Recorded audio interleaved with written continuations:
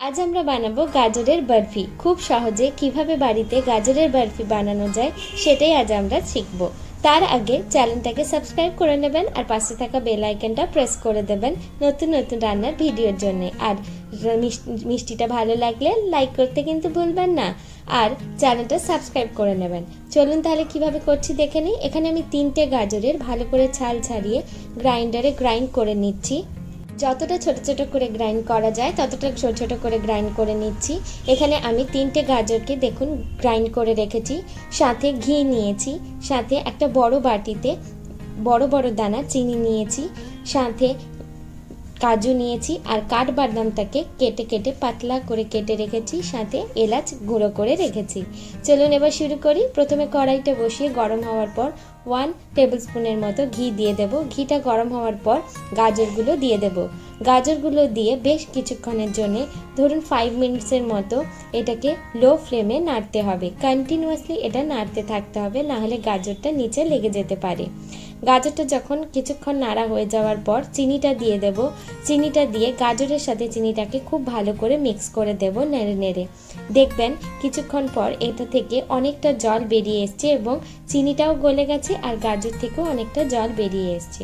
যখন আমরা এই হালুয়াটা নামাবো তখন গাজরটার এই জলটা একেবারেই থাকবে না, পরে আপনারা দেখলেই বুঝতে পারবেন। এইভাবে কন্টিনিউয়াসলি এটা নাড়তে হবে। কন্টিনিউয়াসলি নাড়তে নাড়তে বেশ কিছুক্ষণ নাড়া হয়ে যাওয়ার পর জলটা যখন একটু কমে আসবে তখন ওপর থেকে আরও 1 টেবিল স্পুনের মতো আমি ঘি দিয়ে দেব। দিয়ে আরও কিছুক্ষণের জন্য এটাকে নাড়বো। তারপর কিশমিশটা দিয়ে দেব। কিশমিশটা দিয়ে ভালো করে আরও নাড়তে থাকতে হবে।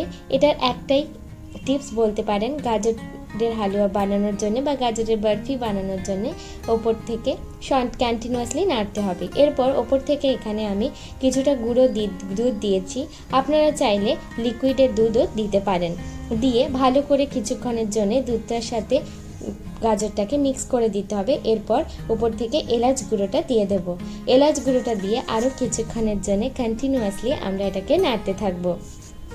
মাঝে আপনারা চ্যানেলটা সাবস্ক্রাইব করে নেবেন আর পাশে থাকা বেল আইকনটা প্রেস করে দেবেন আর লাইক করে দেবেন। দেখুন একদম জলটা কমে এসছে। এবার আমরা এটাকে নামিয়ে নেব। প্রথমে এখানে আমি একটা বাটার পেপার বিছিয়ে তাতে ঘি ব্রাশ করে দিয়েছি। তারপর গাজরের যে পুরটা বানালাম ওটা দিয়ে দেব। দিয়ে খুন্তিতে ভালো করে ঘি ব্রাশ করে নিয়ে তারপর ওটাকে প্রেস করে করে একটা ছোট্ট বরফির মতো আকারে রেখে দিয়েছি। এরপর ওপর থেকে কাঠবাদামগুলো ছড়িয়ে দেব। দিয়ে আবার খুন্তি দিয়ে ওটাকে একটু প্রেস করে দেব যাতে কাঠবাদামগুলো বরফির সাথে ভালো করে আটকে যায়।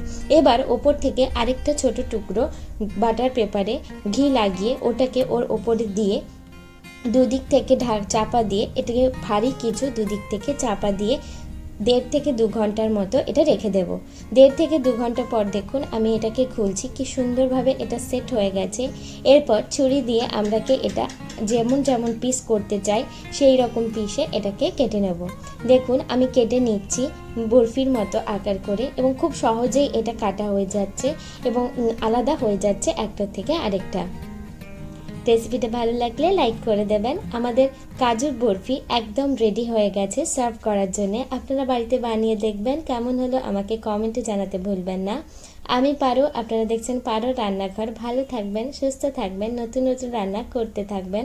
আর চ্যানেলটা সাবস্ক্রাইব করতে কিন্তু ভুলবেন না, আর পাশে থাকা বেল আইকনটা প্রেস করে